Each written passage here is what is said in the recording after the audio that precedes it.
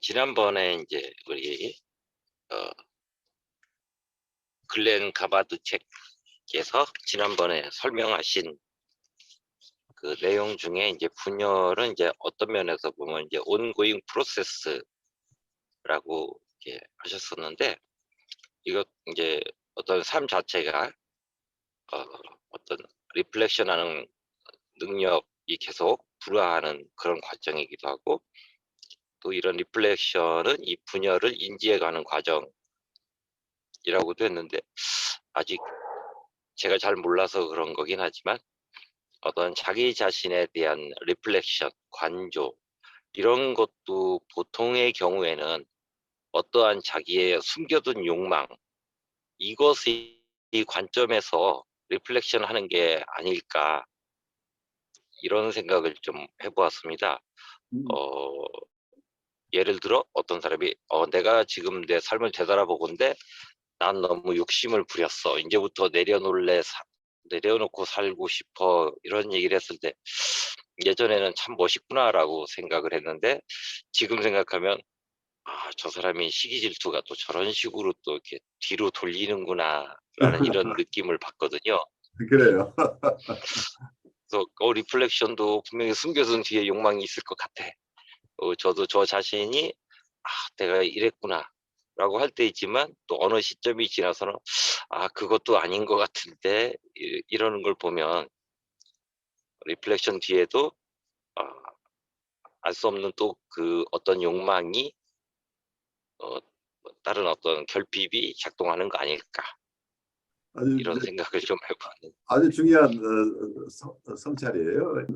프로이드가 정신분석을 개척하기 이전까지의 철학들은 의식 철학이라고 봐야죠. consciousness 필라소피예요. 의식을 중심으로 한 철학이에요. 그러니까 모든 클래식한 이론가들은 대부분 다 의식의 세계에 대한 얘기를 하고 있어요. 그러니까 대부분 의식의 세계를 중심으로 하고 있죠. 유일하게 불교의 어떤 과거의 유식론 속에서는, 불교 속에서는 무의식에 가까운 개념들을 사용했던 것 같아요. 불교 초기 불교에서는. 그래서 그 의식을 굉장히 다양하게 나누면서 그중에 칠식이나 팔식 뭐 이런 개념 속에서는 무의식의 세계까지를 담아내려고 진지하게 연구한 흔적들을 찾아볼 수 있습니다. 불교에서는 전오식이라는 개념과 육식, 칠식, 팔식이라는 개념까지 사용했습니다. 전오식이라는 개념은 안식, 이식, 비식, 설식, 신식으로 나누는데, 이건 안식은 눈으로 보는 것, 그리고 이식은 귀로 듣는 것, 그리고 비식은 코로 냄새 맡는 것, 설식은 혀로 맛보는 것, 그리고 신식은 몸으로 체험하는 것, 몸으로 느끼는 것. 이런 감각작용을 전오식이라고 불렀기 때문에 이와 구별해서 육식이라는 개념을 사용한 것으로 보입니다. 그래서 육식은 이러한 안식, 이식, 비식, 설식, 신식이라는 이런 5가지 감각작용으로부터 얻어진 것들을 종합적으로 식별하고, 그리고 판단하고, 그로부터 어떤 추리를 하고 거기서 어떤 관념을 만들어내고 하는 이러한 작용을 우리 마음이 하고 있는데, 이러한 마음을 육식이라고 불렀던 것으로 보입니다. 그리고 칠식은 보통 말라식이라고도 얘기를 하는데, 프로이드의 개념에 의하면 전의식에 가까운 것으로 보입니다. 육식을 프로이드 개념에서 보는 의식으로 본다면, 팔식은 프로이드 개념에서 얘기하는 무의식에 가깝습니다. 팔식을 보통 아뢰야식이라고 부르고, 어떤 분들은 함장식 혹은 장식이라고 이렇게 부르고, 칠식은 팔식과 육식 사이에 있는 어떤 마음이라고 보기 때문에 우리 마음을 의식과 전의식과 무의식으로 프로이드가 나눴는데, 여기서 말라식은 전의식에 해당되는 것으로 보입니다.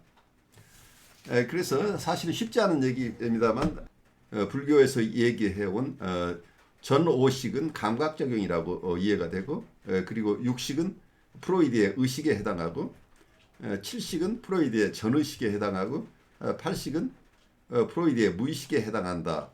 이렇게 비교를 해보는데 정확하게 매칭되는 것은 아니지만 상당히 유사성을 가지고 있기 때문에 어쩌면 불교의 유식학을 이해하는데 프로이드의 개념을 적용해보는 것도 도움이 되지 않을까. 어쩌면 또 다른 쪽에 얘기한다면 프로이드의 지정학적 이론을 이해하는데 불교의 유식학적인 어떤 전통을 참고하는 것도 도움이 되지 않을까 이런 생각을 합니다.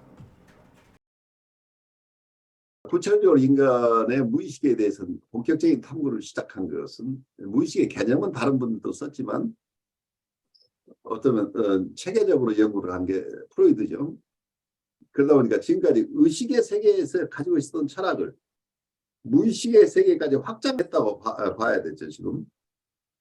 그래서 프로이드를 철학자로 본다면 이분은 실존 철학자이기도 하고 의식의 철학을 넘어 무의식의 철학까지 철학의 영역을 넓힌 분이다. 이렇게 볼 수 있지 않을까 싶어요. 제가 이번 실존주의 철학을 같이 여러분들과 공부하고 싶은 것도 정신분석가는 철학자라는 우리의 아이덴티티도 필요하다고 봐요. 우리는 정신분석가는 기본적으로 영성가고 철학자이기도 하다라는 이런 것을 통합해낼 필요가 있다는 생각을 하는데, 그러니까 아까 성찰들 대부분 성찰은 의식에 의한 성찰만 가지고 볼 때는 아무리 해도 난 충분히 성찰했으라고 하는데 무의식의 세계를 우리가 이해하면서 성찰에 들어갈 때는 내가 의식에 성찰하는 것 가지고 이것이 온전하다고 내가 자신할 수 없다는 겸손함이 우리가 생겨나죠. 내 성찰의 한계를 인정하는 게 어쩌면 무의식적인 세계를 인정하는 정신분석가의 태도라고 봐요. 내가 애써 성찰하지만 내가 지금 의식화한 것만 가지고 성찰할 수 있는 것뿐인데 혹시 내가 의식화하지 못하고 있는 어떤 부분들을 탐색해 보려고 하는 이런 태도. 그러면 내가 내 의식에 떠오르는 것만 가지고 난 정말 양심적이야라고 얘기를 했는데 내 무의식의 세계까지 이걸 확대해서 본다고 한다면 내가 꼭 양심적일까? 내 안에 있는 탐욕이나 나의 시기심이 이 속에 숨겨져 있지 않을까? 하는 쪽까지 넓혀가기 때문에 어떤 무의식의 세계를 인정하는 사람이 하는 어떤 자기 성찰은 의식의 세계를 전제로 한 철학자들의 성찰과 다를 것이다라고 보여요.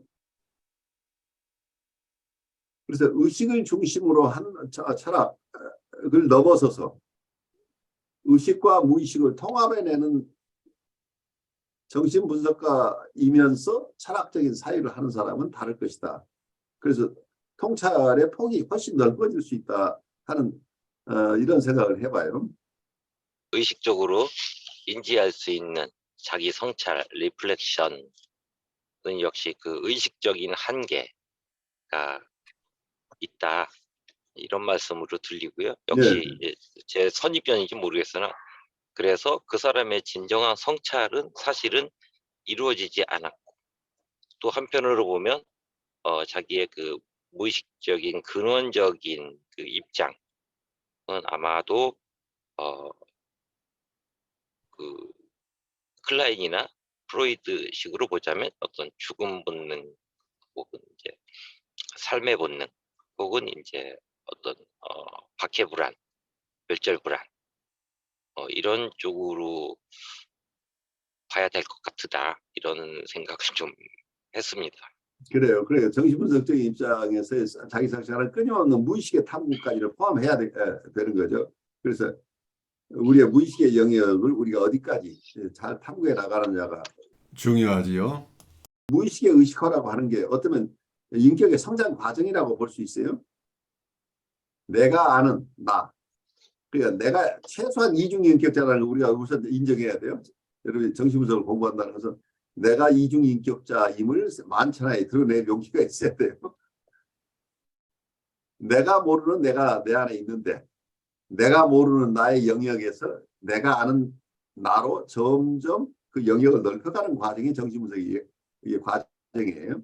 그래서 우리가 끊임없이 무의식을 다 없앨 수는 없지만 내가 모르고 내가 모르는데 나를 지배하는 힘으로서의 무의식의 영역이 너무 넓으면 우리가 사는 과정 속에 의미 있는 삶을 살기가 굉장히 힘들어지니까 가능하면 우리가 무의식의 영역에 대한 탐구를 계속하면서 내 의식 영역이 점점 넓어지면서 그러면 성찰 내용 자체가 훨씬 더 풍성해지겠죠. 점차 우리가 이걸 모두 다 할 수는 없지만 내가 쉽게 접근할 수 있는 의식 영역만을 가진 성찰이 아니라 내가 잘 살피지 못하는 무의식의 영역에 숨겨져 있을 어떤 것까지 알아내려고 하는 이런 자세를 가진 사람의 성찰은 좀 더 넓어질 것이다.